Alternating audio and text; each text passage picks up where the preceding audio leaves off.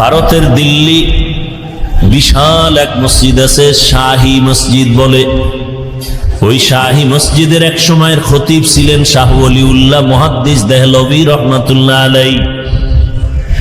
শাহ ওলিউল্লাহ মুহাদ্দিস দেহলভী জুমার দিন যখন খুতবা পড়তেন, একটা রুমাল দিয়া চেহারা ঢেকে এরপরে খুতবা পড়তেন। একজন সাহসী বান্দা একদিন প্রশ্ন করলেন, হযরত আপনি জুমার খুতবা পড়েন, চেহারার সামনে কেন আপনি রুমাল লাগান, পর্দা লাগান? বলে আগামী জুমায় তার জবাব নিও। পরের জুমায় যখন আসলো, আল্লাহর ওলি ডাকলেন, ও প্রশ্নকারী ভাই সামনে দাঁড়াও। সামনে যখন দাঁড়ায় গেল, বলে আমার কাছে আইসা দাঁড়াও, বসো। বসানোর পর আল্লাহর ওলি শাহ ওলিউল্লাহ মাথার রুমালটা উঠাইয়া ওই প্রশ্নকারীর মাথার উপরে যখন দিলেন, চাদর দিয়ে ঢাইকা দিলেন মাথাটা, লোকটা একটা চিৎকার মেরে বেহুশ হয়ে জমিনে পড়ে গেল। হুশে আসার পরে শাহ ওলিউল্লাহ জিজ্ঞাসা করলেন, বাবা রুমালটা তোমার মাথায় দেওয়ার কারণে তুমি চিল্লাইয়া বেহুশ হয়ে গেলা কেন? বলে হুজুর আল্লাহর জাতের কসম, আপনার রুমালটা মাথায় দেওয়ার পরে আমি দিল্লির ভেতরে তাকাইয়া দেখি কোটি কোটি মানুষের ভেতরে মানুষ নাই, অধিকাংশ বানর, শুকর আর কুকুরের চেহারা দেখি, মাঝে মাঝে দুই একজন মানুষ দেখা যায়। মানুষ বড় কঠিন, মানুষ হতে পারি নাই। যদি মানুষ হইতে পারি, কোনদিন মানুষ মানুষের ক্ষতি করে না। যে ব্যক্তি আসল মানুষ, ওই মানুষ কোনদিন মায়ের সাথে বেয়াদবি করে না। যে আসল মানুষ হবে, সে কোনদিন বাবার সাথে বেয়াদবি করবে না। আসল মানুষ যদি হয়, শিক্ষকের সাথে বেয়াদবি করবে না। আসল মানুষ যদি হয়, কোনদিন আলেমের সাথে বেয়াদবি করবে না। আসল মানুষ যদি হয়, আল্লাহর বিরোধিতা করবে না। আসল মানুষ যদি হয়, কল্লা দিবে, রসুলের সুন্নত ছাড়বে না। আসল মানুষ যদি হয়, কোনদিন ছোটদের সাথে জুলুম করবে না। আসল মানুষ যখন হবে, তার ব্যবহারে কেউ কষ্ট পাবে না। রসুল বলেন, আল মুসলিমু মান সালিমাল মুসলিমুনা মিন লিসানিহি ওয়া ইয়াদিহি। পরিপূর্ণ মুসলমান তো ওই ব্যক্তি যার হাত আর জবানের দ্বারা কেউ কষ্ট পায় না। হাতের দ্বারাও কষ্ট পায় না, জবানের কথার দ্বারাও কষ্ট পায় না। রহমতের নবী ভিন্ন হাদিসে বলেন, মাই ইয়াজমান লিমা বাইনা লাহইহি ওয়া মা বাইনা রিজলাইহি আজমান লাহুল জান্নাহ। ও উম্মতেরা, দুই জিনিস হেফাজতে জিম্মাদারি যদি নাও, আমি রাসূল তোমাকে জান্নাতে নেওয়ার জিম্মা নিব। এক হলো জবানের হেফাজত করো, দ্বিতীয় লজ্জাস্থানের হেফাজত করো। কই সমাজের ভেতরে মানুষ কোথায়? সমাজে যদি মানুষ থাকতো,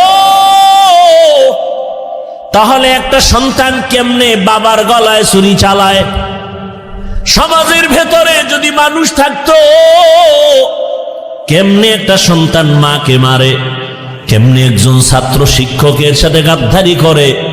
সমাজের মধ্যে যদি ভালো মানুষ থাকতো, তাহলে এই সমাজের মানুষ কেন না খাইয়া মরবে?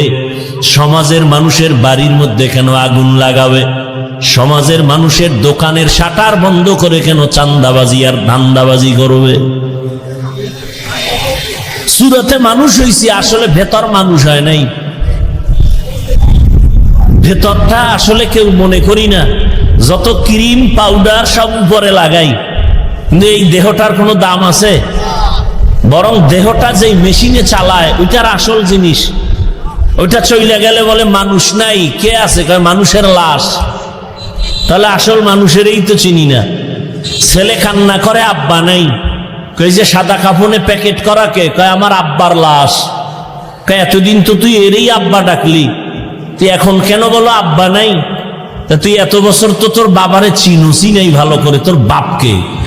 তুই একটা শুধু মাটির দেহকে বাবা বানাইছো, আসল বাবা চিনো না। আল্লাহ হেদায়েত দান করুন।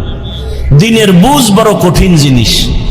দিনের বুঝ আসলেই সে হেদায়েতের দরজায় চলে আসবে। বলতেছিলাম আপনার আমার আল্লাহ এক, নবী এক, কোরআন এক, কাবা এক, ধর্ম এক, কালেমা এক, দুনিয়াতে আসছি এক, কাফন এক, কালারও কবরের সাইজ। বলেন না কেন? কবরের সাইজ। কবরে রাখার পরে প্রশ্ন হবে কয়টা? বলেন। সবার জন্য আলাদা না সব এক? রবের পরিচয় দাও, ধর্মের পরিচয় দাও, রাহমাতুল আলামিনের পরিচয় দাও। কে তুমি, ধনী না গরিব, আলেম না মূর্খ? কম বেশি জানার দরকার নাই, প্রশ্ন তিনটার জবাব দাও। রহমতের নবী বলেন, যারা জবাব দিবে তাদের কবর হবে রওজাতুম মির রিয়াজিল জান্নাহ, আর যারা জবাব দিতে পারবে না তাদের কবর হবে হুফরাতুম মিন হুফারিন নার। তাহলে আল্লাহ এক, নবী এক, কোরআন এক, কাবা এক, ধর্ম এক, কালেমা এক, কাবা এক, সব এক। আপনাকে বয়ান করব কেন? আপনি না মানুষ, আপনার বয়ান করব কেন? বয়ান তো করবো যারা আল্লাহ চিনে না, কোরআন চিনে না, হাদিস বুঝে না, কিয়ামত বুঝে না।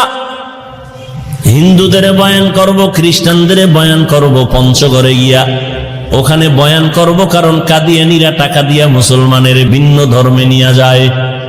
বয়ান করব চট্টগ্রামে, খ্রিস্টান মিশনারিরা মুসলমানের টাকা দিয়া তাদের ধর্মে নিয়ে যাচ্ছে। আপনাদের কেন বয়ান করব? আপনার তো আল্লাহ মানেন, নবী মানেন, কোরআন মানেন, হাদিস মানেন। আপনাকে বয়ান করব কেন? আপনি তো মানুষ। 12টা মাস দিন নাই, রাত নাই, খানা নাই, ঘুম নাই, কই মেয়ে, কই ছেলে, কই বাড়ি, কই ঘর, সব ফালাইয়া দৌড়াচ্ছি আপনাদের পেছনে গাধার মতো। পাও ধরে ধরে ধরে ধরে নরম ভাষায় বয়ান করি। শুধু আমি একা, হাজার হাজার আলেম ওলামার আপনাদের পেছনে সময় ব্যয় করে।